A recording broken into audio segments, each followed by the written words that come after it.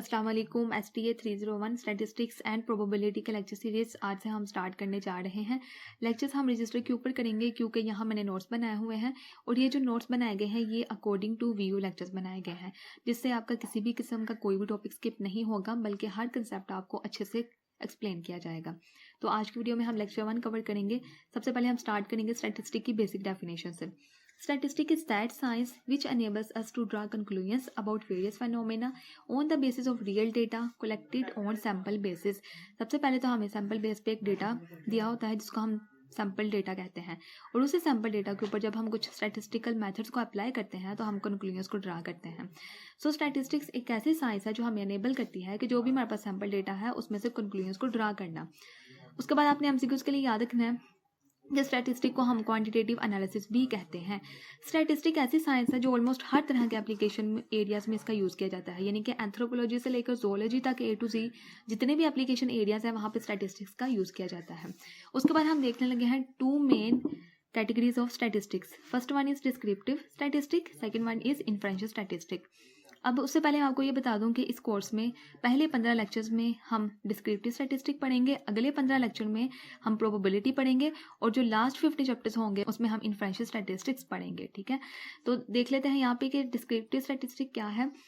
Descriptive statistic में जो भी हमारे पास इनिशियली कलेक्टेड डेटा होता है उसको हमें डिस्क्राइब करना होता है। ठीक है, सो डिस्क्राइब करने के वेरियस वेज होते हैं। फॉर एग्जांपल अगर हमने ग्राफिकली उसको डिस्क्राइब करना है डेटा को तो हम डिफरेंट ग्राफ्स को यूज़ करते हैं। ठीक है, इसी तरह इन्फ्रेंशियल स्टैटिस्टिक में हम क्या करते हैं कि जो भी हमारे पास डेटा होता है इनिशियली कलेक्टेड उसमें से हम कंक्लूजन्स को ड्रा करते हैं। तो कंक्लूजन्स को निकालने के लिए हम डिफरेंट टेक्निक्स और टूल्स को यूज़ करते हैं यहाँ पे। ठीक है, यानी कि डिस्क्रिप्टिव स्टैटिस्टिक में डेटा को जस्ट डिस्क्राइब करना होता है, डिस्क्राइब करने के लिए हम डिफरेंट ग्राफ्स को यूज़ करते हैं। इन्फ्रेंशियल स्टैटिस्टिक में हमने डिफरेंट टेक्निक्स और टूल्स को यूज़ करना होता है डेटा में से कंक्लूजन्स को ड्रा करने के लिए। ठीक है, देन आपने यहाँ पे याद रखना है कि स्टैटिस्टिक का वर्ड जो है ये स्टैटिस वर्ड से ड्राइव किया गया है। ठीक है, ये आपने MCQs के लिए याद रखना है। स्टैटिस्टिक्स किस वर्ड से ड्राइव किया गया है? स्टैटिस वर्ड से। ओके, अब यहाँ पे देखें कुछ डेफिनेशंस हैं, जैसे कि डेटा की जो भी आपके पास गिवन होता है वो सारा आपका डेटा होता है। ऑब्जर्वेशंस क्या होते हैं कि जो भी आपने इन्फॉर्मेशन रिकॉर्ड की होती है, जो भी आपका सैम्पल डेटा होता है वो आपका सारा ऑब्जर्वेशंस होती हैं। ठीक है, उसके बाद है वेरिएबल। वेरिएबल क्या होता है?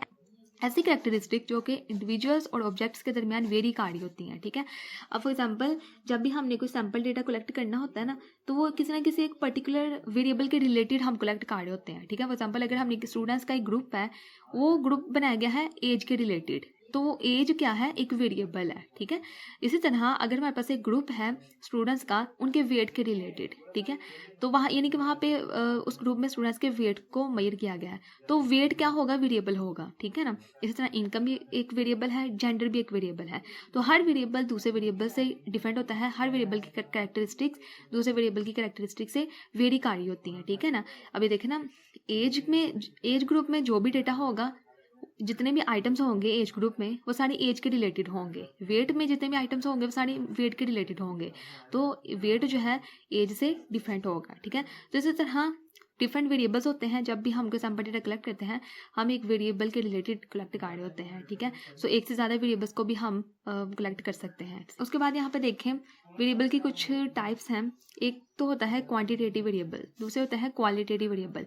क्वांटिटेटिव से देख के आपको पता चल गया होगा कि यहाँ पे हम क्वांटिटी की बात कर रहे हैं। ठीक है, यानी कि इसमें देखें तो ऐसा डेटा शामिल होता है जिसको हम न्यूमेरिकली लिख सकते हैं, जो नंबर्स के फॉर्म में हम जिनको लिख सकते हैं, जैसे कि एज हो गया, इनकम हो गई। ठीक है, अगर हम कह सकते हैं ना कि 13 ईयर्स 14 ईयर्स, यानी कि इनको हम न्यूमेरिकली रिप्रेजेंट कर सकते हैं। इसी तरह अगर हम कहें नंबर ऑफ चिल्ड्रंस तो ये भी एक क्वांटिटेटिव डेटा है। ठीक है, 3 नंबर ऑफ चिल्ड्रन हो सकता है, 4 नंबर ऑफ चिल्ड्रन हो सकते हैं, यानी कि ऐसा वेरिएबल जिसमें जो भी डेटा है वो सारा न्यूमेरिकली लिखा जाता है। ठीक है, जो क्वांटिटी के फॉर्म में होता है।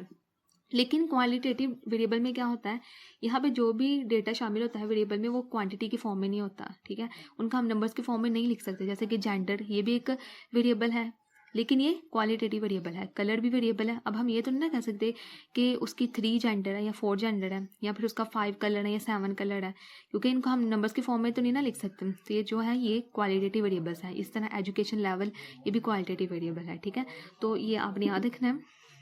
उसके बाद आपने याद रखना है कि जो क्वांटिटेटिव वेरिएबल में 2 तरह के होता है, एक तो ये डिस्क्रीट क्वांटिटेटिव वेरिएबल होता है, दूसरा कॉन्टिन्यूस क्वांटिटेटिव वेरिएबल होता है।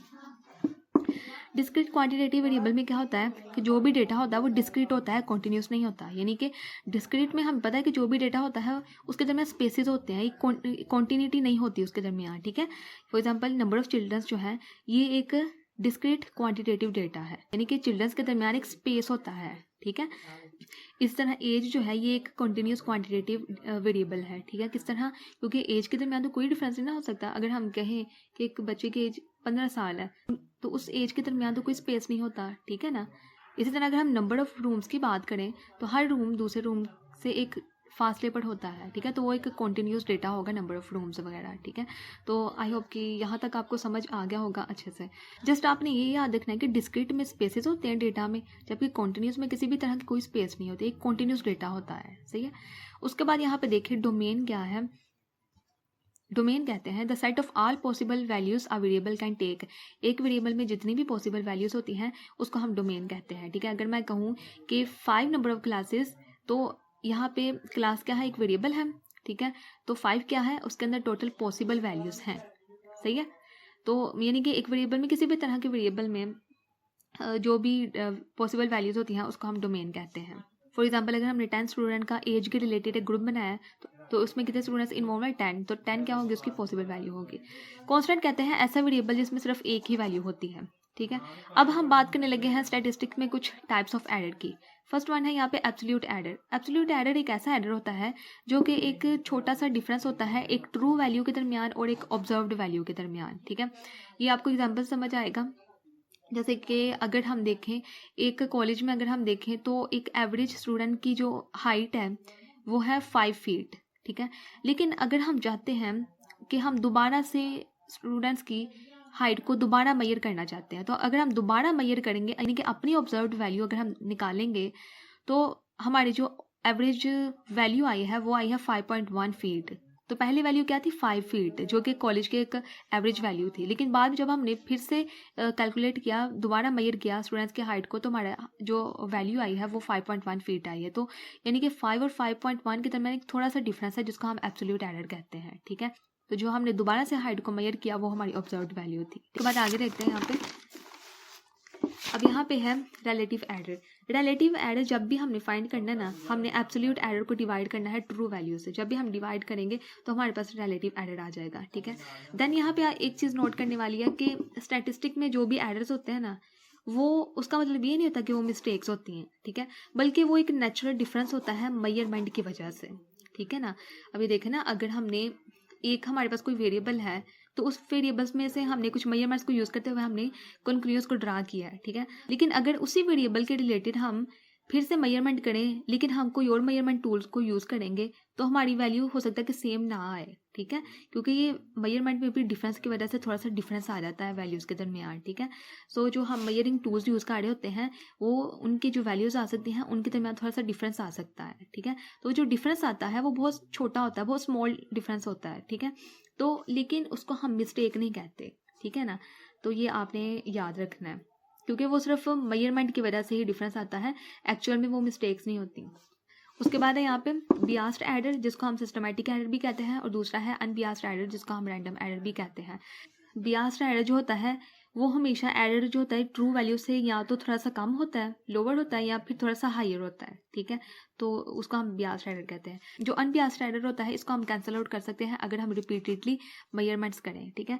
यानी कि अगर हम एक ही वैल्यू को बार बार रिपीटेडली उसको मेजर करेंगे तो हो सकता है कि हमारा जो एरर आ रहा है वो कैंसिल आउट हो जाए, ठीक है। वीडियो अच्छी लगी हो तो सब्सक्राइब कीजिएगा ताकि मेरे आने वाली वीडियोज़ की नोटिफिकेशन आपको मिलते रहें। Thank you so much. Allah हाफिज़।